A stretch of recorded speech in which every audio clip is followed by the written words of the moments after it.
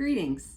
I'm Laura Rainwater, and I'm one of the pastors at Parker United Methodist Church, and it's good to be with you as I have been very busy during July.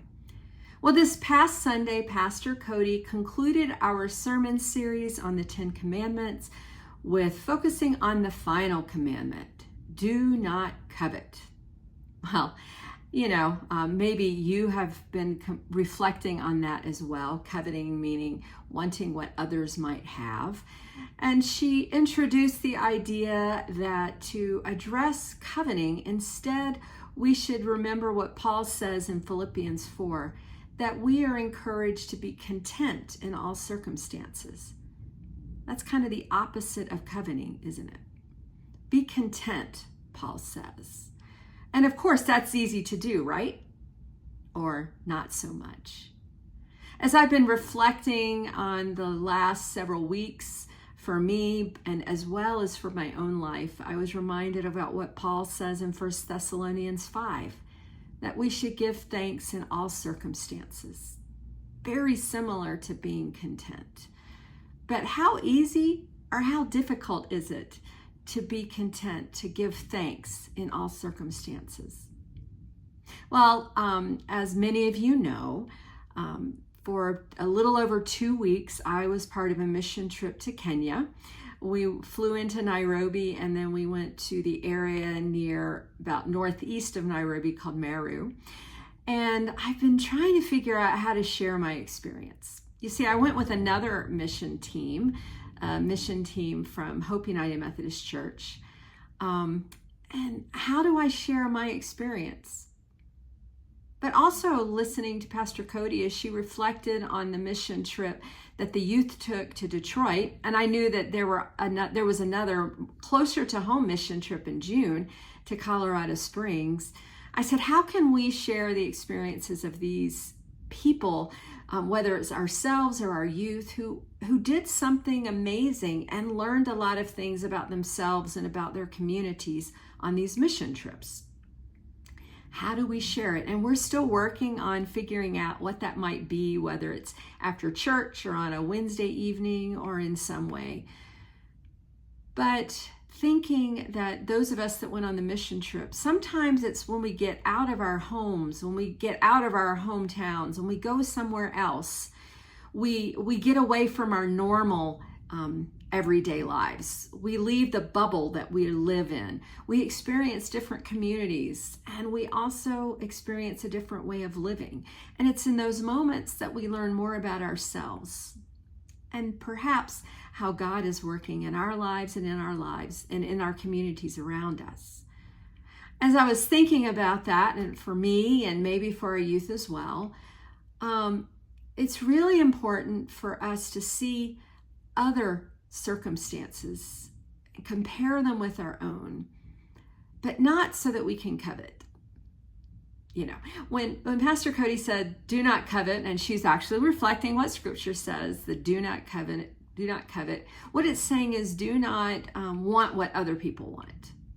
Do not desire what other people desire, that what other people have that you don't have, especially if it's something that we do want.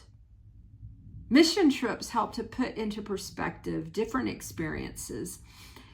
Very often what we experience aren't things that we would necessarily covet or want in our lives. I do think what it does is it helps us to see our own life compared with others or in other circumstances, being thankful in all circumstances. Sometimes it's when we get out of our personal areas and we experience life in a different way that we can come back home and be thankful for what we do have. Mission trips are also great experiences for us to see God moving in new ways. And we see that as God works through lives in unexpected ways, and especially in circumstances that we've never experienced before. And so my instinct was to say that, of course, I don't covet what people are going through because their lives are very different.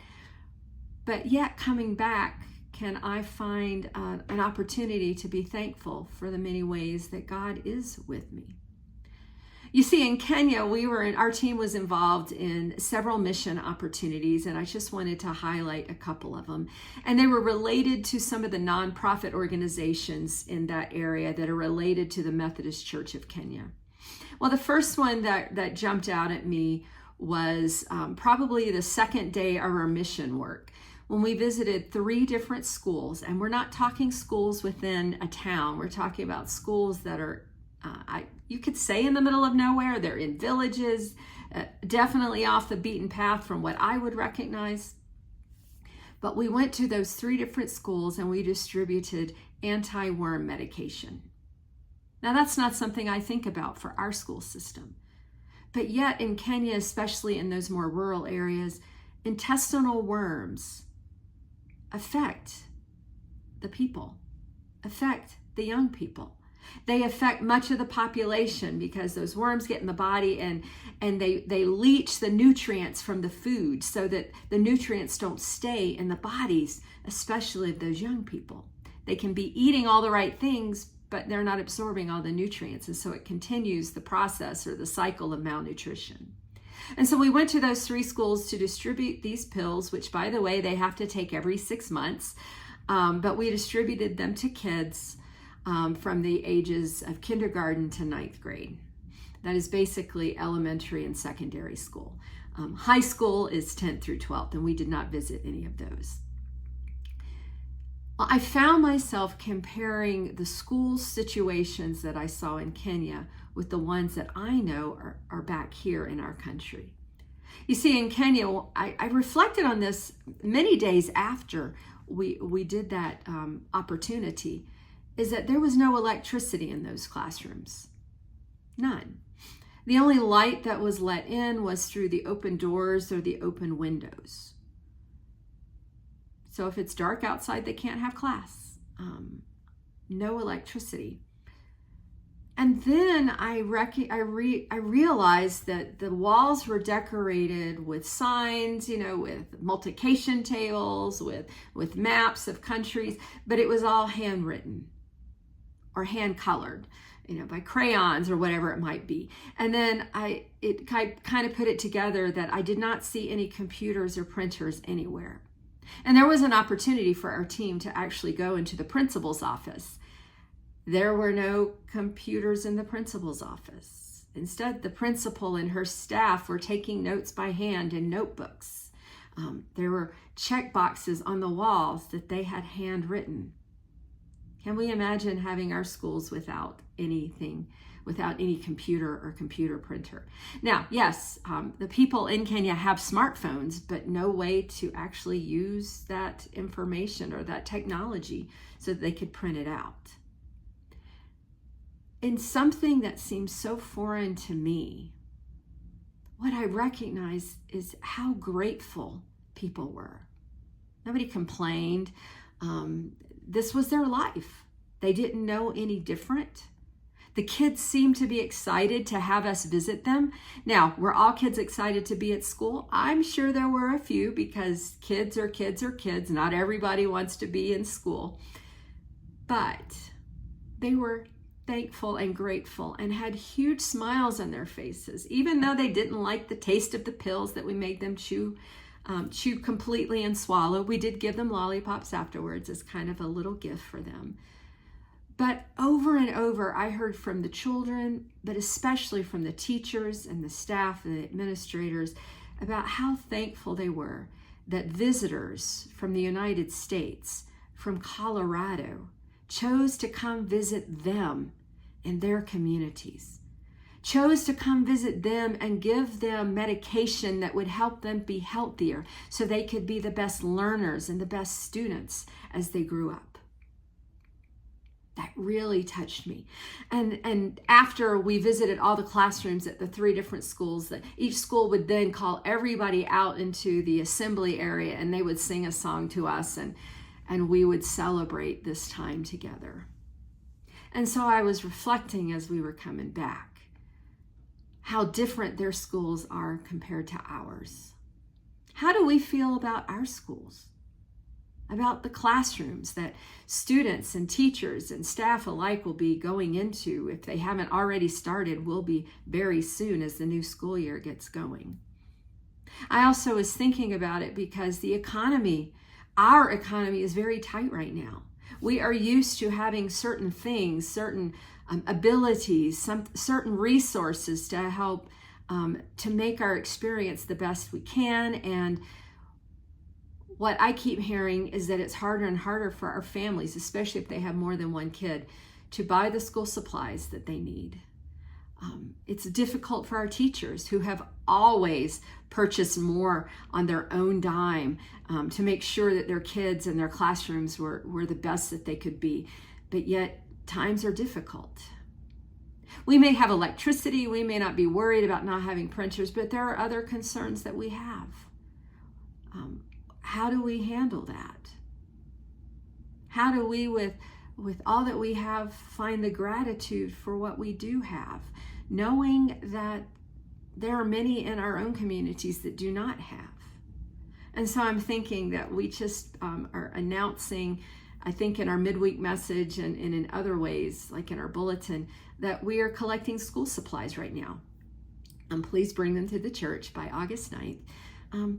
What we're hearing is that the needs in our community are larger than the last few years. That the schools, we haven't heard from them directly, but we are anticipating that our schools are going to need more because of how difficult and expensive things are. So I was pondering or trying to reconcile that being content in all circumstances or being thankful in our circumstances means sharing what we do have with those who may not have. How might we be part of what God is doing in our own communities, whether it's Parker or Aurora or Highlands Ranch or Denver, knowing that there are families that will be struggling and maybe just a little bit of what we have can go back into doing good things in our communities. The second project that I was thinking about is that we had an opportunity to help finish 2 homes for 2 families. And so just to give you a couple of things. One family included a father and a 13-year-old daughter, and they lived in a situation that was barely a home. We do have photos that were taken. I'm kind of hesitant to show them to you because that's their home. But you would be appalled. You would see that you could look through the walls and that you look at the ceiling and wonder when it rains during the rainy season, how are they protected? But what the organization was able to provide and that we helped finish for them was a well-made home of 3 rooms. Just 3 rooms. You walk into a main room and on either side is another room. And so for this family, the dad can have a room, the daughter can have a room, and then the center room can be the gathering place. As one of the pastors in the area said, that's where the daughter can do her homework because education is so important. But those 3 rooms did not include a kitchen, did not include a bathroom. Instead, there was an outhouse next to that area that I would say none of us would want to use. It's still there. It's still what they will be using. But they were so grateful because their living quarters were better than they were. They now have a home with windows and window panes and a door with a lock, and they were grateful. And I thought about them as I came home and I looked around my home at how big we have more than 3 rooms. And I started reflecting. The other family that we helped was a single mom with three kids. One was a teenager, one was older elementary, one I think was 5 or 6. At the time, they were officially unhoused. They did not have a place to live because their family had kicked them off the land. They didn't have a kitchen. They didn't have an outhouse. But all of a sudden, they were given this land and they were given this property with 3 rooms, 4 of them living in these 3 rooms, but it's now safe. Still no kitchen, but they can cook outside. Their outhouse was in a bit better condition. But once again, what was key was that there was a place where these kids could continue to grow and that they could continue to be good learners and good students, because education is the key of ending the cycle of poverty. One of the members of the team has been very involved in international missions for many years. And so she warned us, especially those of us that this was our new experience for us, is that when we would return home, we would look at things differently. We would see all that we have. We might even go to the store and compare it to the stores that we saw there. That we would see our advantages and our conveniences as compared to those that we helped. And so as I sat in the sanctuary in worship and I heard Pastor Cody say, "Do not covet," it hit me in a different way. Do not covet. Do not long for what others have. Do not wish for what others have. And so to combat that, what does it mean to be content? What does it mean to be grateful? What does it mean to be thankful? And how does this change affect our relationships with others? Because many of those do nots in the 10 Commandments are about how we are in relationship with one another. When we are content and grateful and thankful, we are in a great position to help others. We could share what we have. We may not have a lot to share, but what we share can be meaningful. Maybe our financial resources aren't as big as we would like, but any little thing that we can do can transform lives. And as a church, if we all put together some of our resources, we can make a difference, whether it's for our families, whether it's for our schools, whether it's for other needs that we encounter. Do not covet means setting aside our natural tendency to compare ourselves with others, but instead to realistically and to with grateful hearts thank God for what we do have and to offer what we do have back into God's hands so that everybody can have an opportunity to thrive, so that all might find ways to be content in all circumstances, to count our blessings, to view our lives in a way that is different from coveting or desiring or wanting, and instead being grateful for who we are, especially as God's beloved children. So the Spirit was definitely with us when we were in Kenya. I know the Spirit was with our youth when they were in Detroit. And with those, especially our younger youth that were in Colorado Springs, that got to see a different community, a different people. And so we come together every time we gather to worship, remembering what we've learned, recognizing our experiences, but then offering ourselves back to God. What might our world look like if we focused on that? What might our communities look like when we stop worrying about others and instead we have grateful hearts that are willing to share in our abundance with others? So I look forward to an opportunity very soon, we haven't figured it out yet, when I can share a little bit about my trip, even though it was with another church's mission trip, as well as hear the stories from our youth. Because when we share with one another, we celebrate who we are and the ways that God has gifted us. And then we pray that we might be filled with gratitude so that God's love overflows out of our hearts and into our world. So be in prayer for our communities, especially as our school year begins. And may we know that God might be calling us to make a difference in some way. May we hear and may we respond. Amen.